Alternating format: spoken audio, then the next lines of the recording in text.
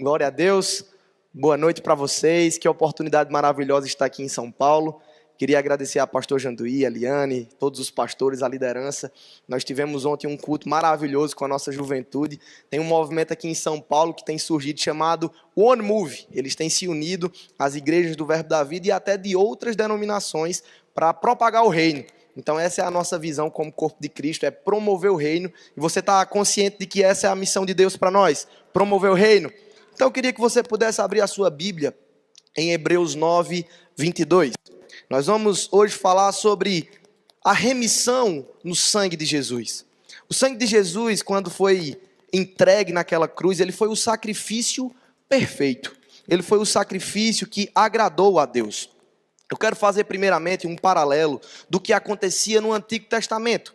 A Bíblia ela é dividida em dois períodos, no Antigo Testamento e no Novo Testamento. O Novo Testamento começa com os evangelhos, depois vai para as cartas e por aí vai, e chega no final com Apocalipse. Mas hoje eu quero trazer para você a consciência de que esse princípio de sacrifício, ele começou desde o Antigo Testamento. Então Hebreus 9, 22 fala: de fato, segundo a lei de Moisés, quase tudo era purificado com sangue, pois sem derramamento de sangue não há perdão. Diga comigo, perdão. Se formos estudar a Bíblia, dividida em 4 etapas, encontramos a criação. No Gênesis vemos Deus criando a terra era sem forma e vazia, e Deus dá o comando, disse Deus, haja luz e houve luz, disse Deus, haja firmamento entre os céus e a terra, e houve firmamento, e por aí vai. E também Deus cria o ser humano. Então a primeira etapa da Bíblia é dividida com a criação. A segunda etapa vemos Adão e Eva desobedecendo a Deus. Diga comigo, desobedecendo. A desobediência nós sabemos que não traz bênção. A desobediência nos coloca numa posição de estarmos distantes de Deus. Então quando Adão e Eva pecam, chamamos da queda do homem. Só que a queda do homem nos colocou numa posição de estarmos separados de Deus. Se Deus cria o homem para ter contato, para ter relacionamento, para desenvolver uma intimidade, percebemos que quando existe uma separação, o plano de Deus foi alterado. Você concorda comigo? Só que Deus não estava satisfeito com essa atitude do homem. Deus não estava satisfeito no pecado. No pecado não tem como existir a presença de Deus. Por isso que vemos que desde o Antigo Testamento até chegar à presença do Filho de Deus, que é Jesus Cristo, vemos o plano de redenção de Deus sendo apresentado. Jesus, ele é o plano perfeito. Nós estamos aqui numa noite de ceia e eu quero que essa consciência fique nos nossos corações, de que Jesus, ele é o Cordeiro de Deus, que tira o pecado do mundo, ou melhor, que já tirou, e por isso nós somos regenerados com Deus, por meio do sacrifício de Jesus. Só que esse paralelo do Antigo Testamento é necessário que entendamos algumas verdades. Eles eram sacrifícios contínuos, mas não eram suficientes. Enquanto era necessário de períodos em períodos, novilhos, bodes, serem preparados e sacrificados, como acabamos de ler, que sem derramamento de sangue não há perdão. O pecado que estava apresentado, ele era maquiado. Como uma vez minha mãe pediu para limpar a casa, e ela disse assim: Isaac, varra aí a casa. E eu peguei a vassoura, juntei todo o lixo e fiz assim debaixo do sofá. Eu espero que ela não esteja vendo, mas isso faz um bom tempo já, então já devem ter limpado essa sujeira mais ou menos que eu fiz. Só que eu gosto de comparar esse exemplo dessa minha atitude com o que acontecia no Antigo Testamento. O pecado, ele era somente maculado, ele não era resolvido por completo, eram sacrifícios que não tinham um valor eterno. Só que Jesus, ele é o Cordeiro de Deus, como eu acabei de apresentar, mas ele trouxe também para nós um sacrifício eterno. Foi o sangue de Jesus naquela cruz que nos purificou eternamente. Então eu não preciso ficar mais me apresentando a Deus numa figura abaixo do que Deus já me colocou. Eu estou na posição de filho agora, se eu entendo o sacrifício de Jesus para a minha vida. Mas por que eu estou trazendo esse paralelo do Antigo Testamento? Porque é importante entender que eu parei para pensar. Imagina que nesse período bíblico do Antigo Testamento, recorrentemente eram apresentados sacrifícios. Eu fiquei pensando, imagina só, quantos milhões de bodes, de novilhos, de carneiros foram necessários para fazer com que o pecado do povo fosse perdoado. Você está me acompanhando? Imagina só quantos sacrifícios e oblações foram necessários ser apresentados diante de Deus para que o pecado fosse costurado, ou que o relacionamento com Deus ficasse de forma um pouco mais tranquila. Só que entendemos que Deus, ele não tem associação com o pecado. Então é importante entender que o homem longe de Deus é um homem que não tem relacionamento com ele. Quem aqui se lembra da época que você estava longe de Deus? Não é bom ficar lembrando muito não, mas era uma época que você não tinha contato, você não tinha paz, você não tinha conhecimento de quem você é, do que você pode e onde você está em Cristo.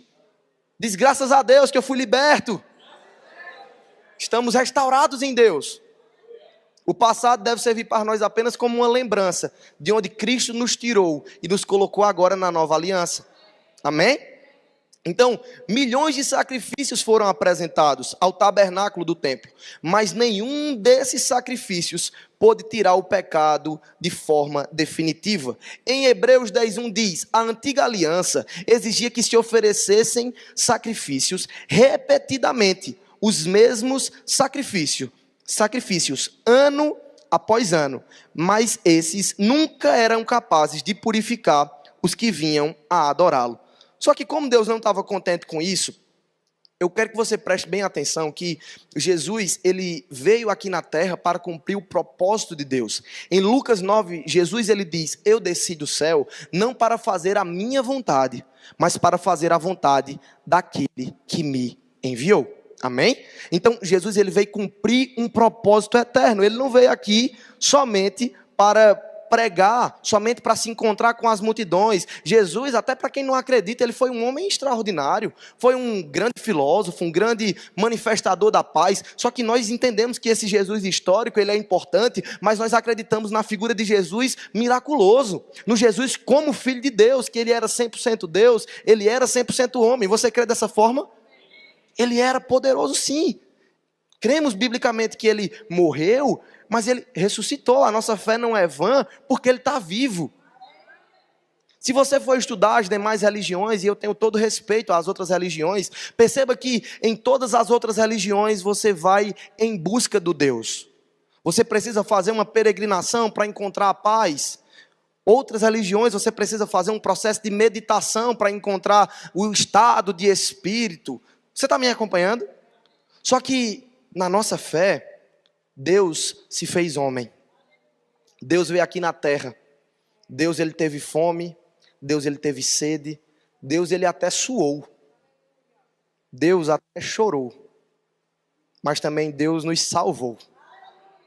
Hoje nós estamos de volta na posição de que nunca deveríamos ter saído.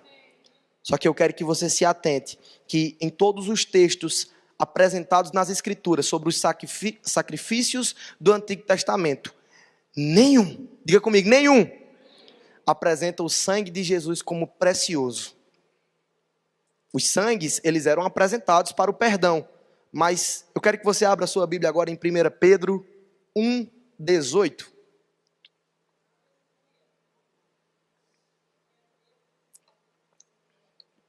Quem abriu, dá um glória a Deus. Quem não abriu, diz, me espera. A gente vai esperar. 1 Pedro 1:18. Diz o seguinte: pois vocês sabem que Deus pagou um resgate para salvá-los da vida vazia que herdaram de seus antepassados. E o resgate não foi pago com simples ouro ou prata, de que perdem seu valor, mas com o sangue precioso de Jesus, o Cordeiro de Deus, sem pecado e sem mancha. Glória a Deus. Se isso não te motiva, se isso não te coloca na posição de entender que esse precioso sangue nos restaurou, você precisa ficar muito atento com o que vamos conversar nessa noite. O sacrifício de Jesus para nós é fundamental. Não adianta você achar bonito os elementos da Santa Ceia. Não adianta você achar interessante uma vida cristã. Se você não tiver consciência do que Jesus fez, você não sabe quem você é.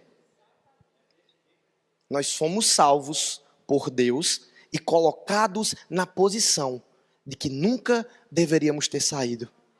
Perceba que no Éden, o relacionamento de Adão e Eva com Deus era tão próximo, que nos finais de tarde, eles ouviam os passos de Deus. Eles tinham um relacionamento com Deus em que, na virada do dia, eles conversavam. Sabe, se você é crente, eu não sei quantos anos de crente você tem, pode ser que tenha até mais do que a minha idade. Mas se você não tem tido um relacionamento diário, frequente e constante com Deus, você não tem tido consciência do sacrifício. E eu falo isso porque eu sou filho de pastor, eu nasci dentro da igreja, e muitas vezes eu estava nesse ambiente, mas desconectado do que é esse sacrifício maravilhoso. Essa demonstração de Deus. Romanos fala que Deus demonstra o seu amor para conosco, enviando o seu Filho para nos salvar, enquanto ainda éramos pecadores. É maravilhoso entendermos o quanto Deus foi bondoso. A misericórdia de Deus em atuação foi enviando o seu Filho para nos salvar. E eu queria que pudéssemos considerar alguns pontos importantes desse texto de 1 Pedro. Tem um termo que é pagamento como resgate, que é apresentado em 1 Pedro 1,18. Pois vocês sabem que Deus pagou um pagamento para salvá-los. Entenda que esse resgate, Deus ele nos tira do império das trevas. Eu imagino, de forma muito didática, Deus nos tirando do lamaçal do pecado. Estávamos presos, sem saber para onde ir, sem saber o que fazer, sem saber quem éramos. E a mão de Deus em atuação por meio de Jesus nos tira dessa posição de estarmos longe de Deus, de estarmos sob o domínio do pecado. Nós somos, distante de Deus, inimigos dele. Infelizmente. Se não tivermos consciência, não tem como ter associação. Hoje pela manhã eu estava pregando para os adolescentes e eu falei para eles de um texto muito importante que diz que aquele que se institui amigo do mundo é automaticamente considerado inimigo de Deus. Deus ele é muito bom, mas perto dele, pecado não tem como existir.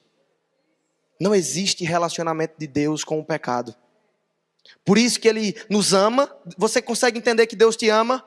Você sabe que ele te salvou? Você sabe que ele enviou o seu filho? Qual o texto mais famoso da Bíblia? Porque Deus amou o mundo de tal maneira que deu seu único filho para todo aquele que nele crê não pereça, mas tenha a vida eterna.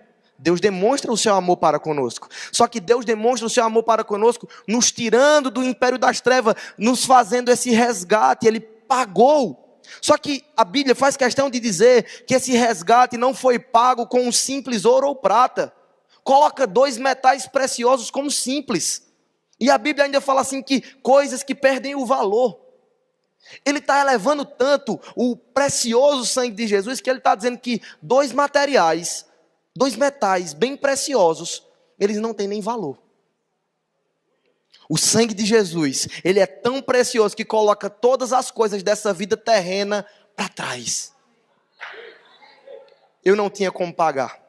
Você não tinha como pagar, mas Deus tinha e pagou.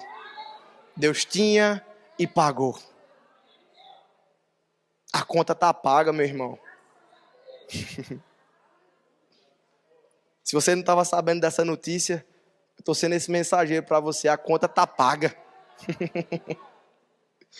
Não há mais dívida. A Bíblia diz que o véu foi rasgado. Eu não estou mais no estado de ser inimigo de Deus. Não, agora eu sou filho de Deus. Eu posso me apresentar para com Ele, debaixo do trono da graça, tendo consciência.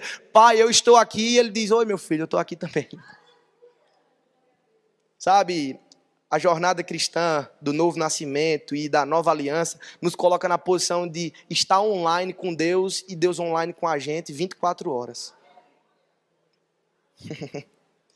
No Antigo Testamento era como na época de alguns aqui que conversavam por cartas, né? Não vou dizer os irmãos.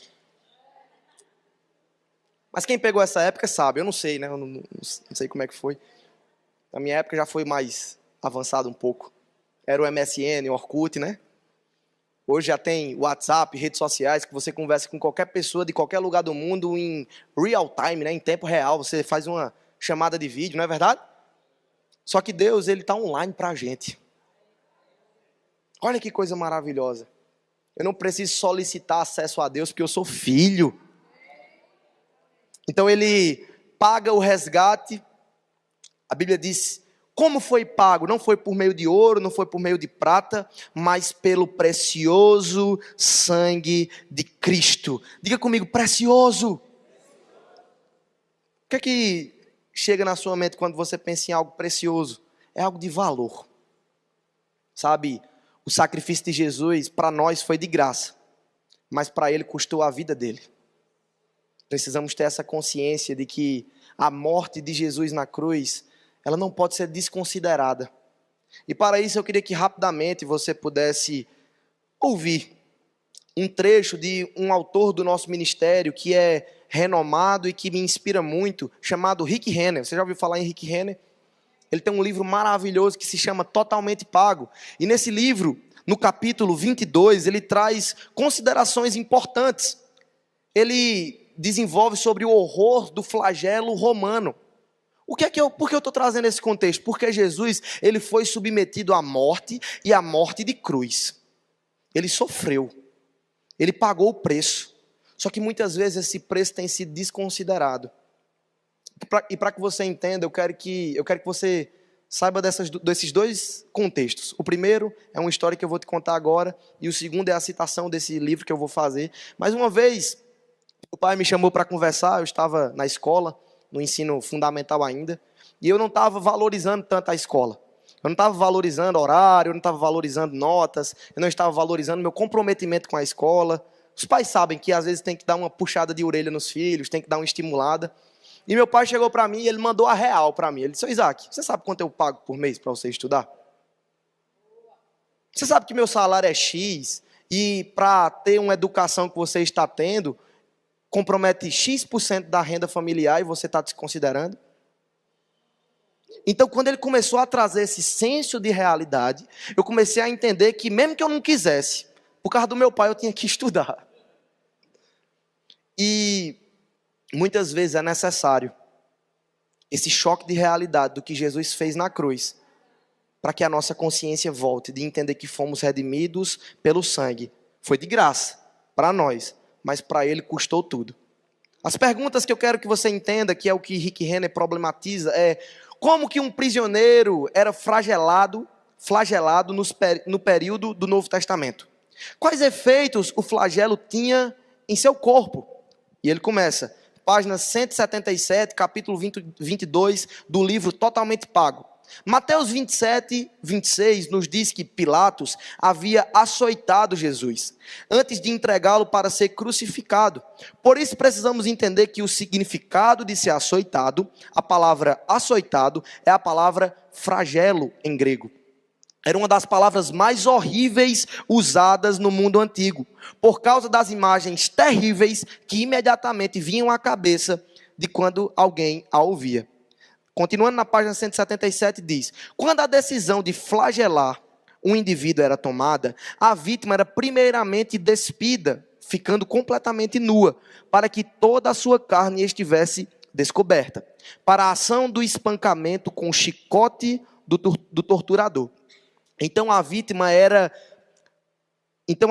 amarrada a um poste de flagelação de cerca de 60 centímetros de altura. Suas mãos eram amarradas sobre sua cabeça a um anel de metal e os seus pulsos eram firmemente algemados àquele anel, para impedir que seu corpo se movesse. Uma vez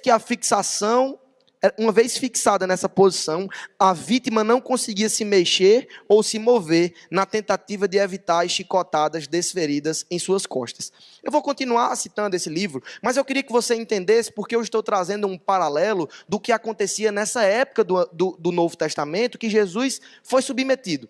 Isso são dados históricos de pessoas que estavam na época de Jesus, de como o Império Romano, que era especialista em torturar. Então a minha pergunta para você é, se estamos falando de contextos históricos da época de Jesus sobre a crucificação, de como todos os prisioneiros eram crucificados, por que não Jesus não passou sob esses mesmos meios? Por que não ele não foi crucificado, ele foi ferido dessa mesma maneira? Até porque temos evidências bíblicas e extra-bíblicas desse fato. Rick Renner continua na página 178.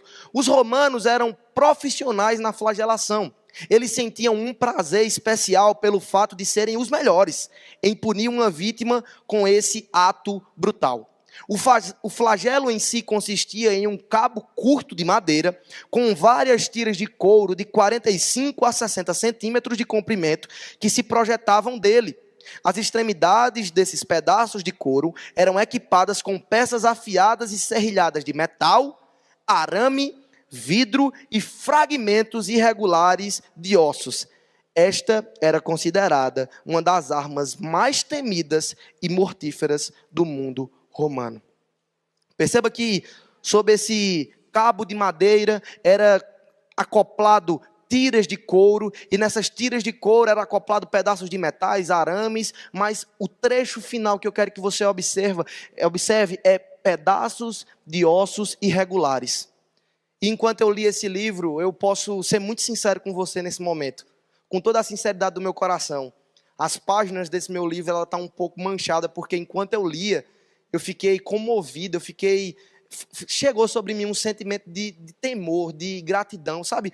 Um misto de sentimentos refletindo sobre o que Jesus passou, e ele continua discorrendo sobre isso, mas eu queria que você prestasse atenção que esses ossos inseridos nesse açoite, eles faziam com que quando o golpe fosse dado e que o chicote tirasse, a gente fala no Nordeste tampos, mas pedaços de carne eram retirados da pessoa. Perceba que o filme A Paixão de Cristo, por Mel Gibson, né, ele fez toda aquela encenação, ele foi duramente criticado pela indústria hollywoodiana de filmes. Para os grandes teólogos e historiadores bíblicos, dizem que é apenas uma amostra do que Jesus passou. Isaac, tu está querendo causar terror? Não, eu estou querendo mostrar a realidade do que Deus fez. A Bíblia diz que agradou a Deus moê-lo para nos salvar. O Filho unigênito de Deus foi entregue em meu favor e em seu favor. Obrigado. Será que nós podíamos, em simples palavras, quebrar a liturgia do culto para agradecer a Deus o quanto Ele é maravilhoso por ter nos salvado, por ter derramado o seu sangue naquela cruz. Obrigado, Jesus, pelo teu sacrifício. Obrigado, Jesus. Tu és maravilhoso. Nós amamos te servir porque o Senhor nos amou primeiro, como a tua palavra diz, Pai. Nós te amamos, Jesus. Obrigado, Pai. Muito obrigado por tão maravilhoso sacrifício. Nós temos consciência, Jesus. Nós temos consciência, Pai. Obrigado, Pai. Muito obrigado. E Rick Renner continua. O historiador da igreja primitiva, Eusébio, escreveu: as veias apareciam, e os músculos, os nervos e as entranhas da vítima ficavam abertos e expostos. Eu quero que você possa depois refletir mais sobre isso, porque temos que desenvolver onde Deus quer que cheguemos nessa noite. Mas é fundamental não levarmos de forma banal o sacrifício de Jesus. Precisa haver de nós um temor, uma reverência à presença de Deus. Ele nos salvou. A Bíblia diz que a salvação, Efésios 2:8, fala que a salvação é dom de Deus. É gratuito, para que ninguém se vanglorie. Eu não poderia fazer nada para ser salvo. Por isso Deus tinha consciência disso e enviou o seu Filho para nos salvar. O plano perfeito, o sacrifício que realmente agradou a Deus. Só que eu queria que nessa noite pudéssemos nos atentar que a crucificação, ela faz parte da jornada de Jesus, mas eu refletindo sobre o que aconteceu nesse processo de crucificação, pastor, chegou para mim a mentalidade de refletir sobre o que aconteceu momentos antes da cruz e o que aconteceu momentos depois da cruz. Eu queria que você pudesse abrir a sua Bíblia nesse momento e para Romanos 3:23. Romanos 3:23. Você vai para Mateus, Marcos, Lucas e João, tem Romanos, tem Atos e depois tem o livro de Romanos. Quem abriu diz amém. Romanos 3:23 diz: pois todos pecaram e carecem, diga comigo, carecem da glória de Deus. Tem algumas versões que diz, pois todos pecaram e estão destituídos de Deus. Existe um termo que é apresentado várias vezes no Novo Testamento, para quando não temos a consciência desse sacrifício, é que somos escravos do pecado. Quando não entendemos o sacrifício de Jesus, e momentos antes da cruz, nós éramos escravos do pecado. Nós estávamos debaixo de condenação, debaixo de ira, debaixo das trevas. Nós não sabíamos o que fazer, nós não sabíamos para onde ir. Nós estávamos carentes e necessitados de um amor perfeito. Então, momentos antes da cruz, a nossa posição era de escravos do pecado. Eu quero que agora você pule para Romanos 5:10. Você está no 3, vai para Romanos 5:10. A versão Almeida Revista Atualizada diz: porque se nós, quando inimigos, fomos reconciliados com Deus mediante a morte do seu Filho, muito mais, estando já reconciliados, seremos salvos pela sua vida. Então, momentos antes da cruz, a nossa posição era de escravos do pecado e também inimigos de Deus. Olha só, eu até contextualizei os de manhã para os adolescentes, eu acho que vale contextualizar para vocês. O nosso Deus, Ele é um Deus muito poderoso. Ele é um Deus que é o Criador dos céus e a terra, é o Criador da existência humana. Só que esse Deus também, a Bíblia traz um termo para Ele, que Ele é o Deus, Ele é o Senhor dos exércitos. Todas as batalhas em que Deus comandou, foi vencida. Eu quero que você pense quantos barulhos de espadas, quanto sangue foi derramado e Deus continua sendo vencedor. Exércitos de milhares de homens, quando o exército chegar, podia ser com uma banda marcial, mas ganhava. Poderia ser com um grito, mas ganhava, porque Ele é o Senhor dos exércitos. Ele é o Senhor Todo-Poderoso.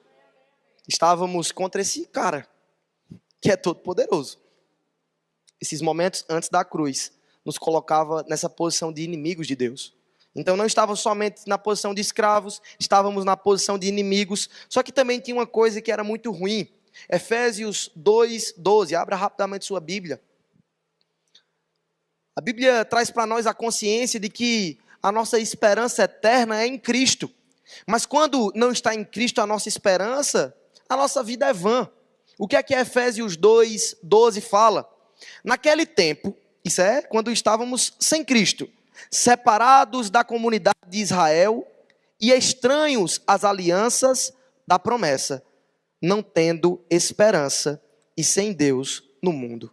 Olha só que posição difícil, uma vida sem esperança, uma vida sem saber o que fazer. É ruim demais estar perdido, é ruim demais você não estar sendo consolado, é ruim demais você não saber onde você vai chegar. Olha só, você está aqui prestando atenção no que eu estou falando, sim ou não?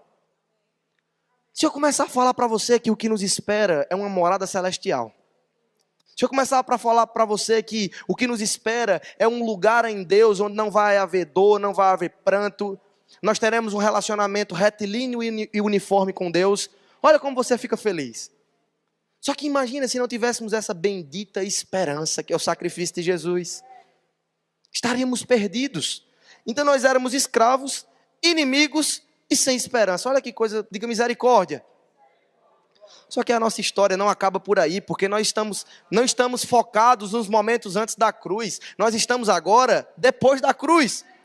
Então abra sua Bíblia em Romanos 5:1 com toda a empolgação que você tem, para que possamos entender que se éramos escravos, se éramos inimigos, se não tínhamos esperança e estávamos separados de Cristo, agora, por meio desse sangue que nos purificou, a Bíblia diz: justificados, pois, mediante a fé, temos paz com Deus por meio do nosso Senhor Jesus Cristo.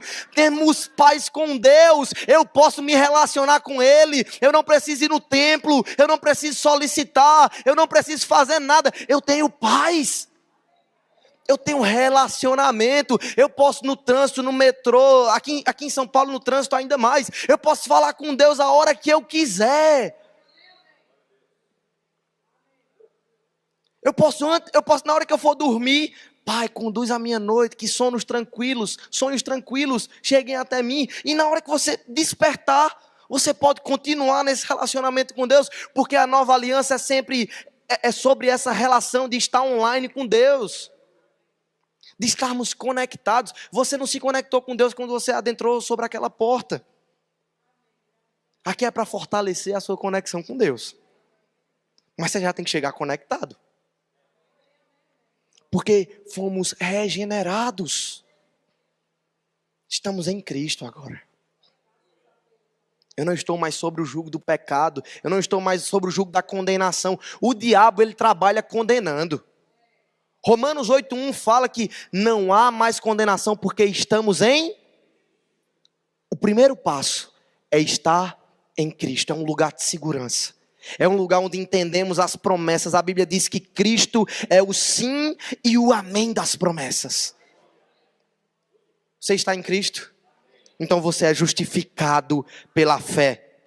Outro termo muito importante para se considerar e muita gente ignora. As pessoas falam, todo mundo é filho de Deus. Isso é uma mentira. A Bíblia diz que todos quanto lhe receberam, deu-lhes o direito de serem feitos filhos de Deus. Então aqueles que estão distantes de Deus, aqueles que ainda não provaram do dom celestial, que não estão numa comunidade, que não aceitaram Jesus como seu único e suficiente Salvador, eles não são filhos de Deus. A Bíblia traz o termo de criatura. Eles são criaturas, Deus criou, mas eles não são filhos.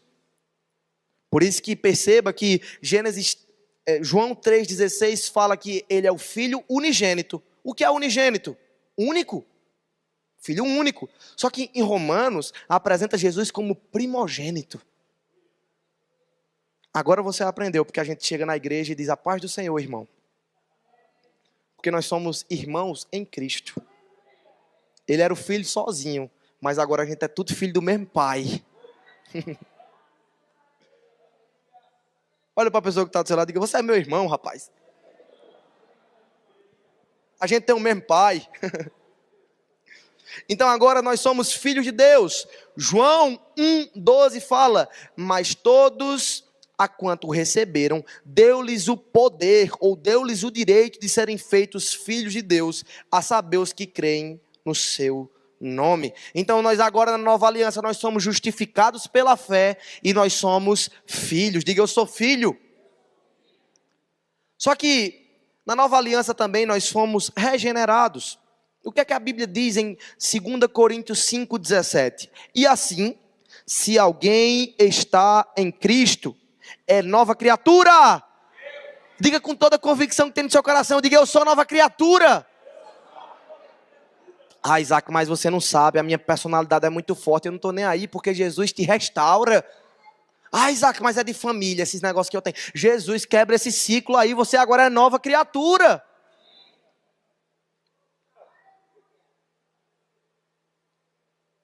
Em muitos momentos, meus pais contaram de coisas que eles faziam, né, que não agradavam a Deus, quando eles não eram crentes. E até homens de Deus, eu vejo o apóstolo Guto falando, vejo até o pastor Bud na sua biografia, que era um caminhoneiro do Alabama, contando que ele não tinha um relacionamento com Deus, que ele falava palavras torpes, que ele não tinha um padrão moral bíblico. Só que sabe, meu irmão, esse pastor Bud, esse apóstolo Guto, esse pastor Leonildo, Sheila, antes de Cristo, ele nem existe mais, porque Deus coloca no mar do esquecimento, porque quem é nova criatura é regenerado. Se Deus esquece, é porque você é novo agora. Você é nova criatura. A Bíblia diz que se alguém está em Cristo é nova criatura, as coisas velhas se passaram e eis que tudo se fez novo. É tão bom. Eu tenho muitas experiências de evangelismo, e quando você vai evangelizar e você encontra um pecador realmente genuíno, se convertendo, os olhos cheios de lágrimas, e ele diz, eu quero ir para a igreja, me dê uma Bíblia. Eu já tive várias experiências nesse tom. E você vê que ele nem lembra que ele está, às vezes, com roupa de mendigo. Ele nem lembra que ele vivia uma vida que era viciado em bebida, em drogas, em uma vida imoral. Porque ele entende, a consciência precisa chegar de que somos nova criatura. Então eu sou justificado, eu sou filho e eu sou nova criatura em Cristo. Só que agora tem uma posição que nós estamos também, Efésios 2:6 fala. E juntamente com ele nos ressuscitou. Então Jesus, ele foi objeto na cruz, ele morreu em nosso favor, para agradar ao Pai, para cumprir o sacrifício perfeito. Só que a gente foi junto com ele. A Bíblia traz essa palavra. Ele nos fez assentar nos lugares celestiais. Sabe, a gente tem uma expressão jovem, e eu vou tentar traduzir para alguns irmãos aqui que podem não saber, que a gente diz assim: eita, Isaac salvou o rolê. O que é essa expressão? É que tipo assim, eu tenho um carro, por exemplo, e 4 pessoas não têm carro. E a gente precisa ir para algum lugar. E eu vou lá e pego todo mundo e levo para outro lugar. Você está me entendendo? Então os caras que estavam lá tentando pedir Uber, eu estava sem conseguir ir. Quando eu chego, rapaz, Isaac salvou o rolê. Entenderam? Sabe, Jesus salvou nosso rolê. A gente estava sem carro e sem dinheiro para pedir Uber. A gente ia chegar todo suado. E aí daí ia descobrir que não ia conseguir pagar esse sacrifício. Ele disse: você morreu comigo, você ressuscitou comigo, e é para sentar nas regiões celestiais, você vai comigo também. Eu tô salvando teu rolê. E o povo diz que o pessoal mais antigo não entende essas expressões.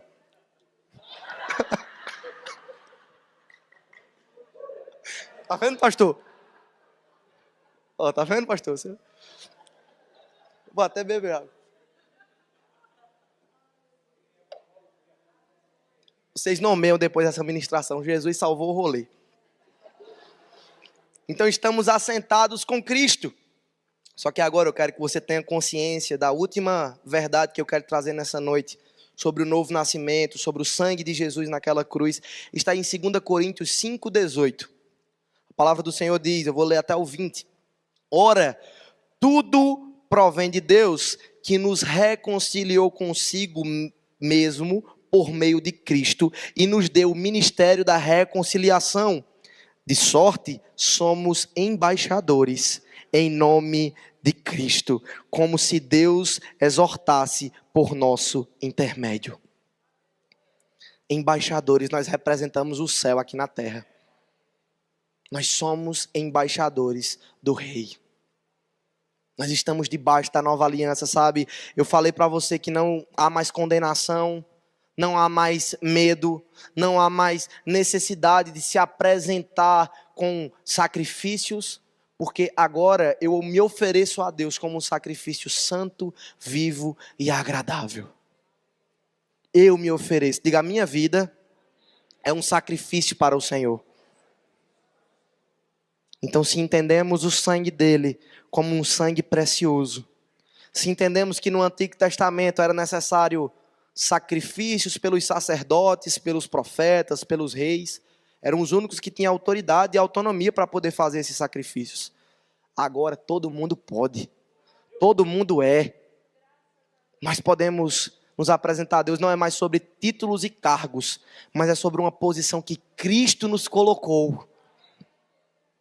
Ele nos nomeou, Ele nos deu esse crachá de filhos de Deus. Nós somos filhos. Eu quero que você perceba palavras que sempre são trazidas, principalmente que eu já citei várias aqui.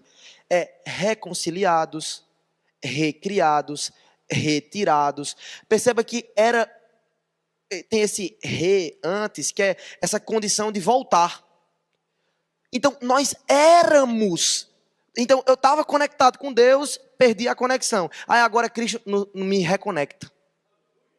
Eu era em Cristo, um com Ele, me desconectei. Aí agora em Cristo eu sou regenerado. Então, essa posição ela foi colocada de volta. O pecado nos distanciou, mas Jesus nos aproximou de volta. Ele puxou as rédeas da nossa vida, do nosso destino. Que oportunidade maravilhosa numa noite de ceia, termos consciência de que Ele nos tirou do império das trevas. A frase mais célebre da Bíblia, ao meu ver, é uma palavra que Jesus disse, que significa tetelestai. Significa está consumado. Essa palavra grega também significa está completo. Em João 19:30, Diz: quando, pois, Jesus tomou o vinagre, disse: está consumado. E, inclinando a cabeça, entregou o seu espírito. Sabe, Jesus nos tirou do império das trevas, morrendo naquela cruz. Mas ele nos transportou para o reino do Filho do seu amor. Está completo. Todo escrito de dívida que havia contra nós foi cancelado. Está consumado. Está consumado. Está consumado. Essa consciência precisa estar no nosso coração. E para que possamos nos caminhar para o que Deus quer finalizar nessa noite, eu quero que você abra a sua Bíblia em 1 Coríntios 15, 17. 1 Coríntios 15, 17 diz: e se Cristo não ressuscitou, é vã a vossa fé, e ainda permaneceis em vossos pecados.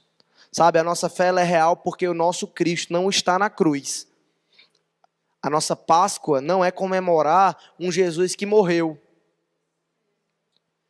A nossa Páscoa, que é a passagem, é entendermos que o nosso Jesus está vivo. E se ele está vivo, para nós esses objetos, eles não representam apenas um pão, um suco de uva, mas ele representa o sacrifício vivo de Deus, o sangue precioso de Jesus.